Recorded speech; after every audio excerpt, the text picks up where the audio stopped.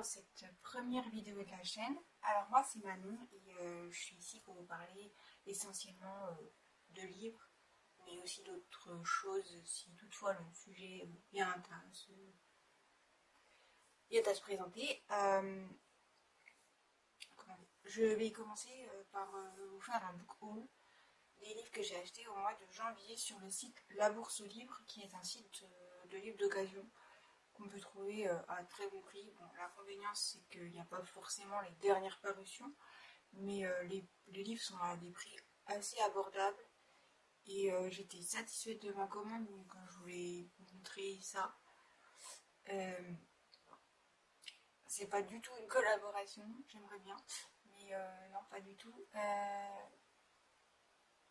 Voilà. Donc je vais vous présenter les livres que j'ai pu trouver sur le site. Et c'est parti. Donc en premier, j'ai pris Maudit Cupidon et Maudit Valentin de Lorraine Palfreman aux éditions Hachette Romans. C'est des romans qui sont parus il y a déjà un petit moment euh, et que j'avais très envie de lire depuis que je les ai vus passer, étant donné en plus que il y a il y a quelques jours c'était la Saint-Valentin.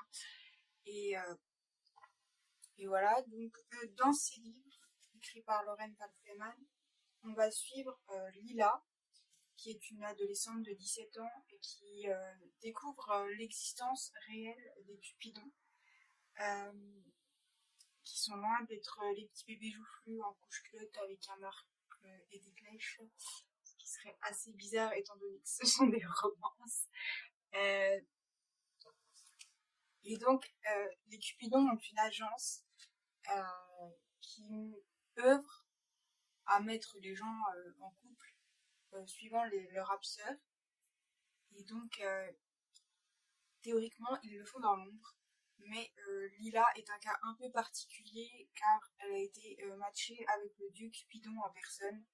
Ce qui fait que l'agence la contacte directement. Oui, bonjour, on a un truc à vous dire.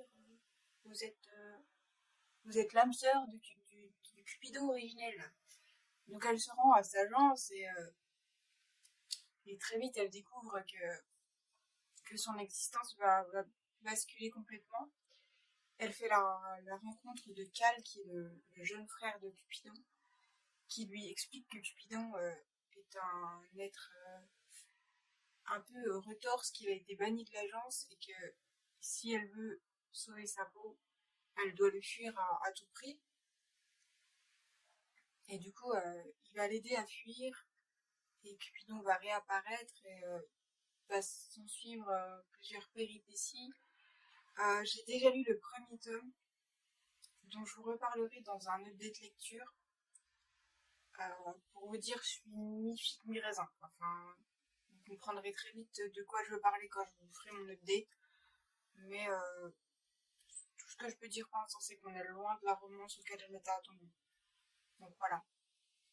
Mais je suis quand même très très satisfaite d'avoir pu mettre la main dessus et, et de les avoir lus pour m'être fait mon propre avis. Et donc il me reste le tome 2 à lire, Maudit Valentin, qui j'imagine va être la suite, mais j'ai pas envie de lire la quatrième de couverture pour pas me spoiler.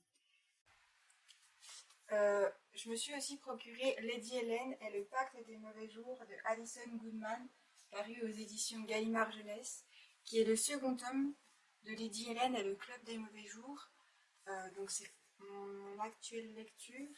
Donc je vais pas vous spoiler le tome 2, mais dans le tome 1, on suit Lady Hélène qui s'apprête en 1812 à faire son entrée dans le monde, qui est une jeune fille qui s'apprête donc à faire son entrée dans le monde, à être présentée à la reine, afin de se marier et de faire un beau mariage. Elle a été élevée par son oncle et sa tante, parce que ses parents sont décédés dans des circonstances lors d'un voyage en mer apparemment.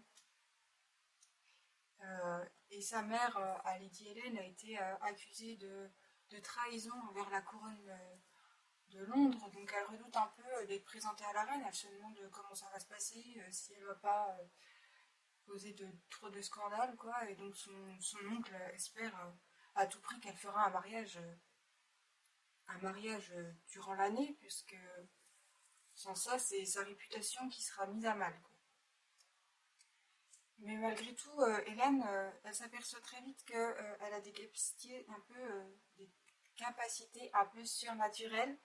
Elle est capable de voir des auras autour des gens un peu bizarres.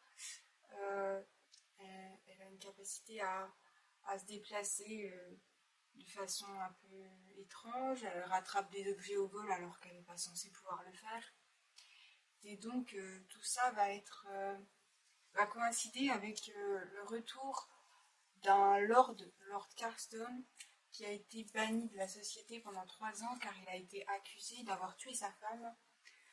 Mais aucun corps n'a été retrouvé, donc aucun jugement n'a pu être établi. Et donc elle veut à tout prix éviter ce lord qui a été banni de la société. Mais toutefois, euh, Lord Carlson va avoir des réponses aux questions auxquelles elle se pose quant à ses capacités surhumaines. Donc, elle va être attirée par lui parce qu'il aura les réponses à ses questions. Il va lui apprendre qu'elle est une vigilante, comme sa mère. Et les vigilantes font partie du club des mauvais jours afin de réguler les abuseurs qui sont des ombres qui se cachent parmi les humains et qui utilisent en gros leurs vices comme la luxure, la paresse, l'oisiveté pour se nourrir. Et si théoriquement ils ont un pacte avec les humains afin d'agir à peu près correctement, mais s'ils se montrent un peu trop gourmands, le club des mauvais jours est là pour les remettre dans le droit chemin. Mais le fait que Lila soit l'héritière directe d'une vigilante peut annoncer l'arrivée d'un abuseur extrême et d'un abuseur suprême, et c'est ce que Lord Carston essaye de lui dire en lui inculquant les meilleures recommandations. Et Hélène va très vite comprendre qu'elle va devoir faire le choix entre devenir l'épouse que son oncle attend d'elle, ou bien faire partie du club des mauvais jours, car c'est un club secret, et si elle le fait découvrir à tout le monde, ça pourra pas coïncider avec le statut d'épouse. Donc voilà, donc c'est un peu entre une romance à la Jane Austen et la fantaisie noire, comme ce qui est indiqué en 4e de couverture. Et j'ai très hâte de poursuivre ma lecture pour voir ce qui arrive à Lady Hélène. Sinon, je me suis procuré Grim Lovelies, qui est un roman de Megan Schaeffer paru aux éditions Castelmore. Donc là, on va suivre Anouk, qui est fascinée par le joli monde. Le joli monde, c'est le monde des humains. Et donc, elle, ce n'est pas une humaine, c'est un animal qui a été transformé en humaine par une sorcière qui l'a asservi à sa cause, jusqu'au jour où cette sorcière va être retrouvée morte et où le sortilège dont Anouk est pourvue afin de paraître humaine va être mise à mal, puisqu'elle est liée à la sorcière, et comme la sorcière est morte, elle va devoir trouver un échappatoire afin de garder son enveloppe humaine et pouvoir être pleinement partisane du club, partisane du monde, du joli monde. J'avais envie de voir ce que pouvait donner un conte où un animal finalement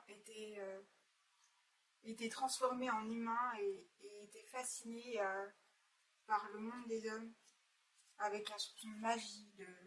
Et je trouve la couverture absolument sublime. Donc ça, je ne l'ai pas encore lu et j'ai hâte de voir ce que ça peut donner, surtout que apparemment Victor Dixon en a fait un éloge qui m'a fait juste ici. Et donc ouais, j'ai hâte de voir ce que ça peut donner. Ensuite, je me suis procuré aux éditions Scrinéo Les Noces de la Renarde de Florian Soulas. Là, ça va être sur une double temporalité où en 1461 au Japon, on va suivre Ikari qui est fasciné également, fasciné par les humains. Donc Ikari est une kitsune, donc c'est un esprit au Japon, l'esprit du renard si je me trompe pas, ce qui serait logique. Et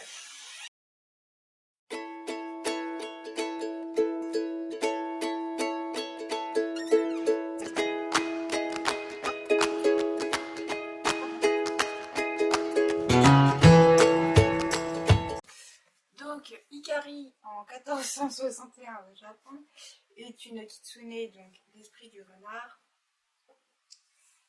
qui est fascinée par le monde des humains et qui vit dans un village avec ses sœurs.